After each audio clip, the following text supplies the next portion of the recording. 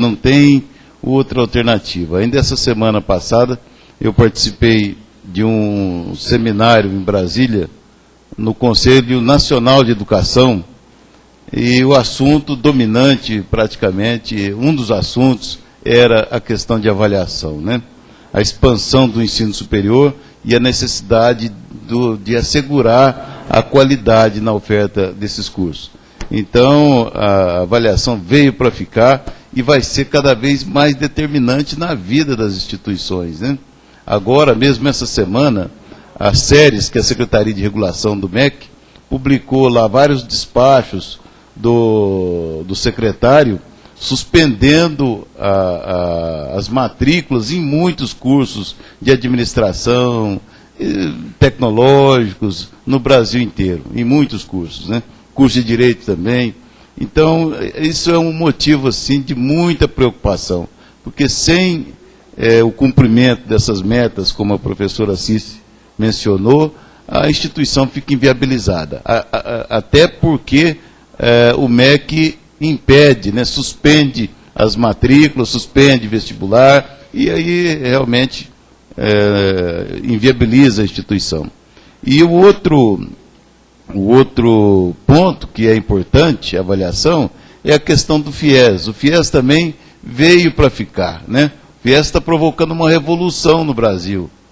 As regras de financiamento hoje, só não estuda quem não quiser. Quem não quer estudar, não estuda. Mas o curso tem que estar no FIES, né?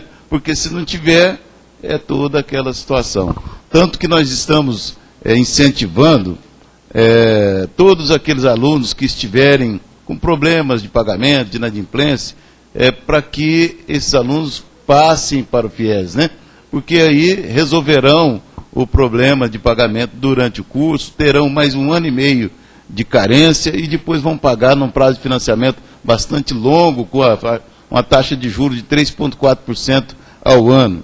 Então, o FIES está crescendo vertiginosamente no Brasil. O governo federal tem empenhado em garantir esse financiamento para quem precisar, né? As regras melhoraram muito, agora o curso precisa estar habilitado ao FIES, senão ele vai minguar, né? Vai minguar. Então, para nós que vivemos disso, é muito importante, então, essa avaliação. E eu quero reforçar mais uma vez, todas as instituições fazem e nós temos que fazer uma preparação especial para nos submetermos a essa avaliação, né? E não tem nada de estranho em fazer essa preparação especial, porque a preparação deve consistir na capacitação para se submeter à avaliação, ou seja, para melhorar a qualidade, né? Então, todos nós temos que fazer esse esforço específico, especial, e ter essa atenção especial com relação à avaliação, que é determinante na vida do curso e da instituição. Então, mais uma vez, a nossa preocupação era muito grande com relação ao curso de Direito e ao curso de Administração, que são 2 cursos fundamentais na instituição, e então estão todos de parabéns, mais uma vez. Fernanda? Ainda não?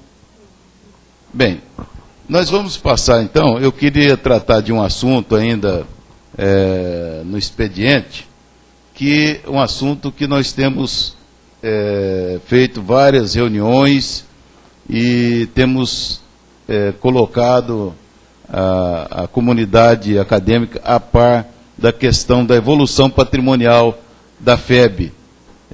Temos feito muitas reuniões, muitos grupos de trabalho, em busca de sugestões, propostas, para a gente melhorar e mudar, na verdade, as perspectivas da evolução patrimonial da FEB para os próximos anos. E eu queria trazer esse assunto, então, ao Conselho Universitário. Já discutimos em várias outras oportunidades, mas eu queria trazer esse assunto ao conhecimento do Conselho Universitário.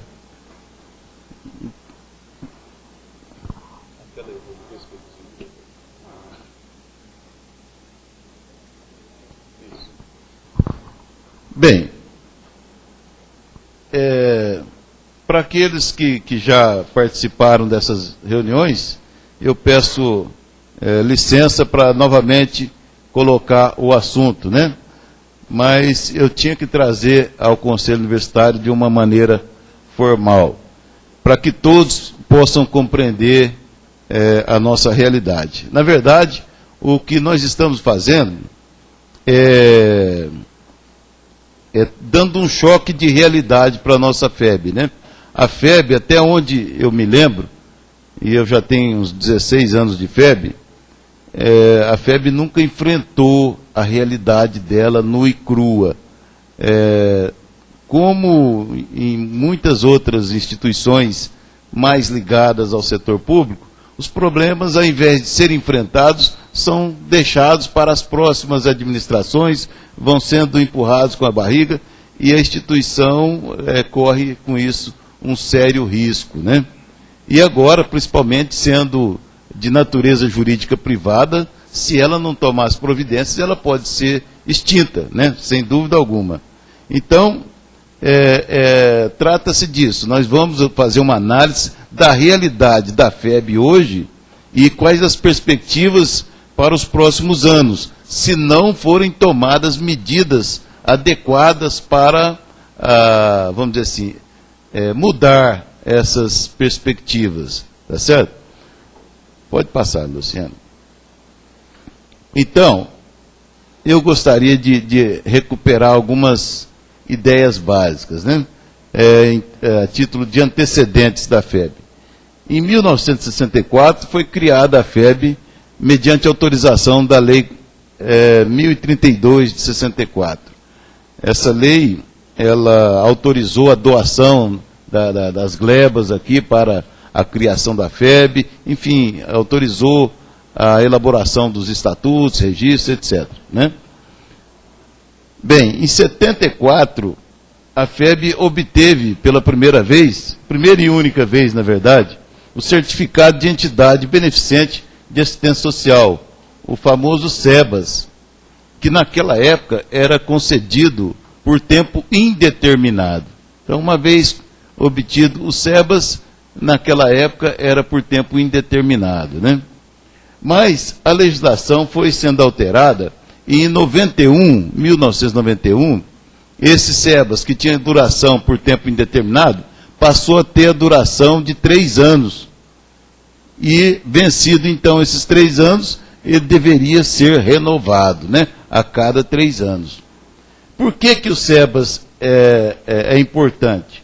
Porque ele garante a isenção das contribuições previdenciárias.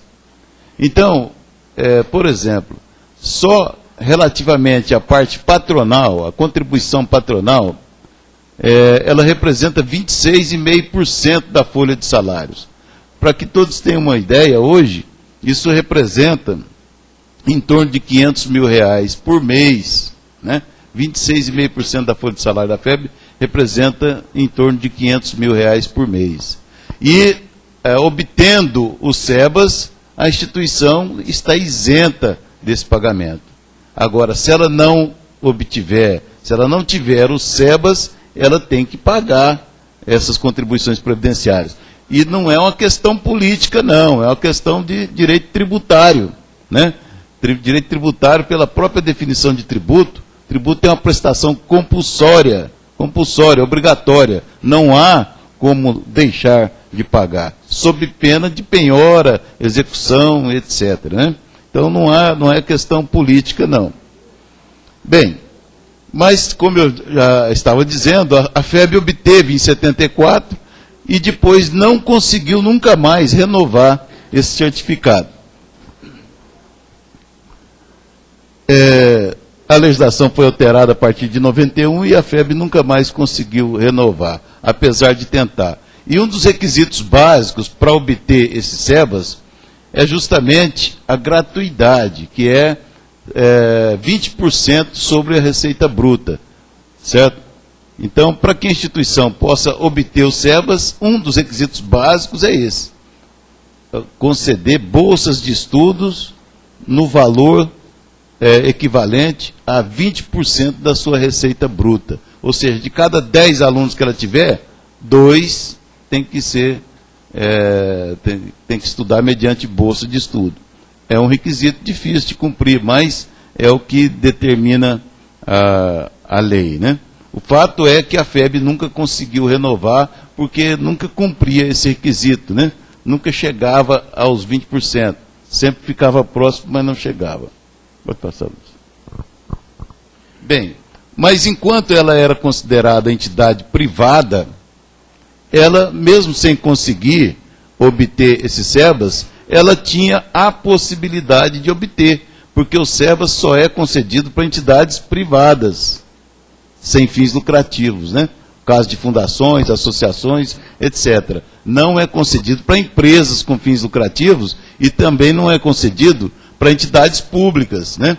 Então, a partir do momento que a FEB passou a ser considerada uma entidade pública, uma fundação pública, ela vedou a possibilidade de obtenção do SEBAS, porque o SEBAS não é concedido para entidade pública, certo?